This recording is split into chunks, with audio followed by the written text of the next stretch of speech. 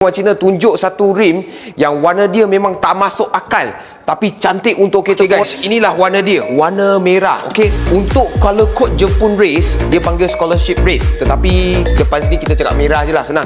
Okay, so pelik kan warna ni?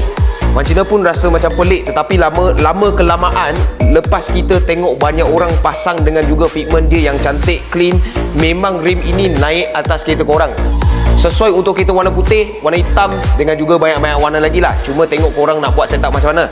Ini adalah rim daripada jenama NK Performance buatan Thailand, Flow Foaming. Okay, ini adalah CE28 10 batang. Kita boleh nampak lining yang warna silver sini, kita tahulah dia CE28 Club Racer. So spek untuk rim ini adalah 17x8.5 offset 35, sesuai untuk semua kereta Civic. Okay, so tak kisahlah Civic FT ke, FC ke, FE ke, semua boleh pasang. Spek dia memang cun gila. Bukan orang Cina budak Honda lah, tetapi ini spek memang cun untuk kereta Honda Civic saja. Kita timbang dulu tengok berat rim ni berapa, sebab ini adalah rim Flow Foaming guys.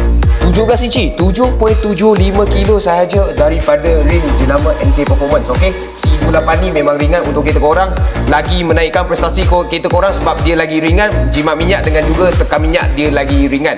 Jangan risau ketahanan memang okey sebab ini adalah daripada Thailand, Flow Foaming. Ketahanan dia memang lebih baik lah. Okay, so itu saja untuk video ni. Kita nak tunjuk sikit warna merah yang pelik tetapi cantik juga untuk kereta korang. So kalau korang suka video ni, tolong like, share dan komen kat bawah apa yang korang nak tengok seterusnya. Macam biasa, cari rim, cari Wan Cina. Thank you guys.